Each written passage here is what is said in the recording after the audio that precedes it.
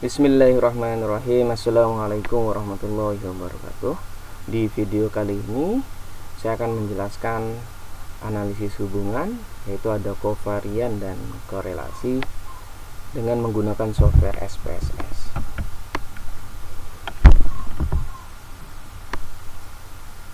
Ukuran hubungan antara dua variabel X dan Y misalnya dalam statistik itu dikenal dengan istilah kovarian.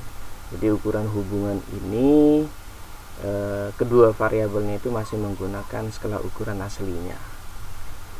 Jadi kovarian ini adalah sebuah indeks yang dapat menunjukkan dua hal. Yang pertama itu menunjukkan erat tidaknya hubungan antara dua variabel.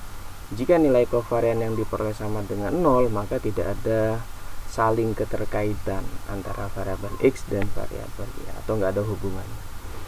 Informasi yang kedua adalah jika nilai kovarian yang dihasilkan bertanda positif, maka arah dari hubungan adalah bersifat positif.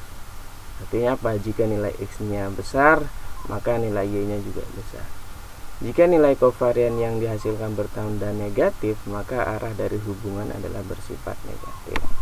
Maknanya berbanding terbalik gitu ya. Artinya jika nilai X-nya besar, maka Y-nya itu kecil gitu ya, berbanding terbalik. Formula yang bisa kita gunakan untuk menentukan besar hubungannya itu dan arah hubungan itu adalah menggunakan cov antara variabel X dengan Y atau SXY gitu ya, sama dengan 1/n sigma X dikurangi min X dikalikan Y dikurangi min Y. Ketika kita ada datanya, tinggal dimasukkan ke rumus ini, maka kita akan mendapatkan nilai kovarian dan arah hubungannya. Kemudian yang kedua ada korelasi. Korelasi ini adalah hubungan antara dua variabel X dan Y ya, di mana datanya itu menggunakan skala ukuran baku ya. Itu perbedaannya antara kovarian dan korelasi. Kalau kovarian tadi masih menggunakan data skala ukuran aslinya, sedangkan korelasi itu analisis hubungan antar dua variabel di mana datanya itu sudah menggunakan skala ukuran baku. Itu korelasi. Kemudian informasinya yang akan kita peroleh sama. Yang pertama adalah besar hubungannya dan yang kedua adalah arah hubungannya ya. Nah, karena datanya kita rubah ke dalam bentuk skala ukuran baku, skala ukuran baku itu ada ukuran statistik yang namanya Z-score. Nah, Z-score ini memiliki formula X dikurangi min X dibagi dengan standar deviasinya. Karakteristik dari Z-score ini, ketika data sudah kita konversi ke dalam bentuk Z-score, akan memiliki nilai rata-ratanya sama dengan 0 dan nilai varian atau nilai standar deviasinya sama dengan 1 ya. Sehingga kalau kita turunkan dari rumus formula dari kovarian ya, yaitu SX 1/n dikalikan sigma X dikurangi min X dikalikan Y dikurangi min Y. Masing-masing variabel ini kita transformasi ke dalam bentuk Z-score, maka rumusan kovarian ini akan menjadi SZX dikalikan ZY sama dengan 1/n sigma ZX dikurangi min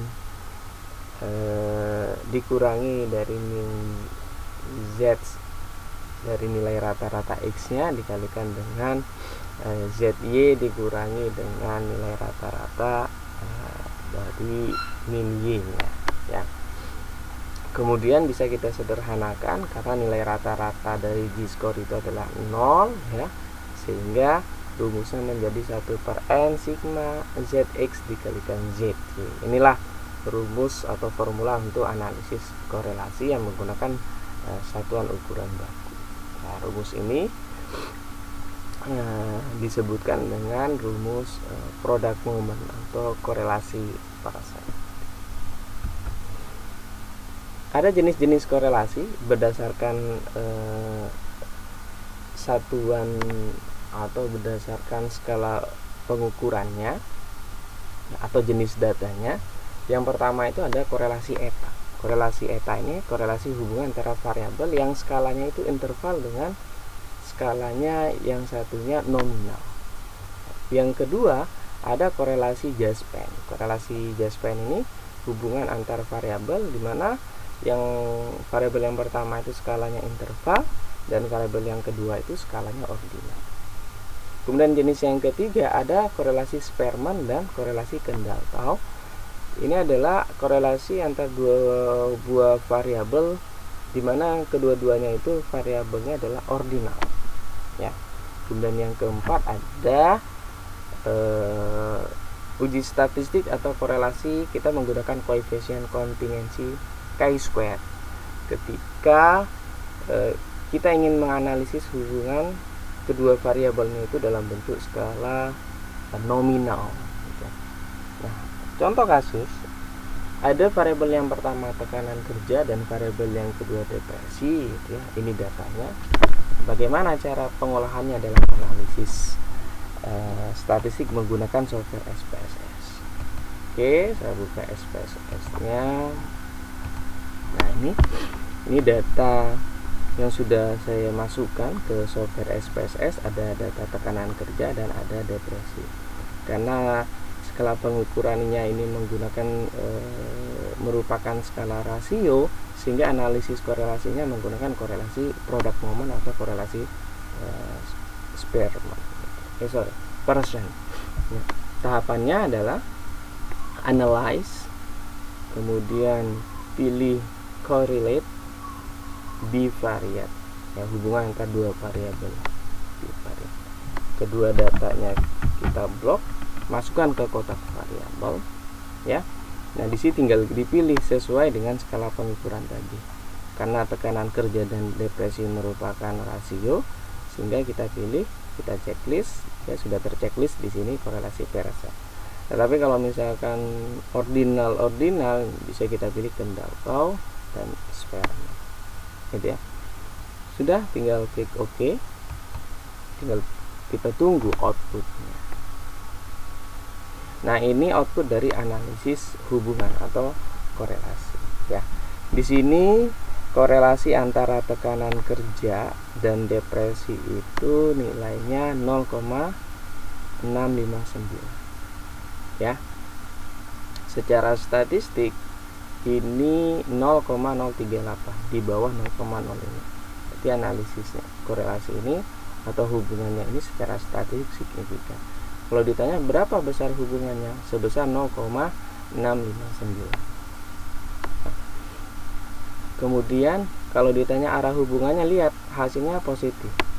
Ya, berarti arah hubungannya positif. Artinya apa? Semakin tinggi tekanan kerja seseorang, maka tingkat depresinya juga semakin tinggi. Ya.